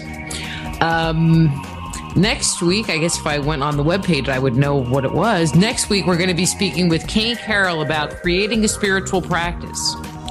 And so till next time, I'm Dr. Rita Louise. This is Just Energy Radio. Be blessed.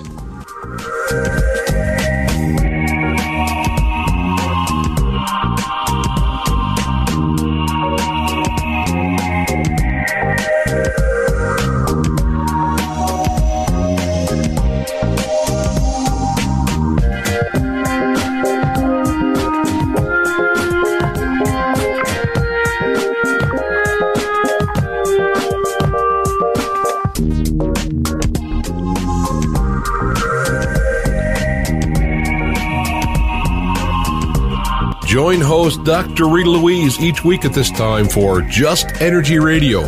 Point your browser to www.justenergyradio.com for more show information and to contact Dr. Rita. Until next time, remember, it's all just energy.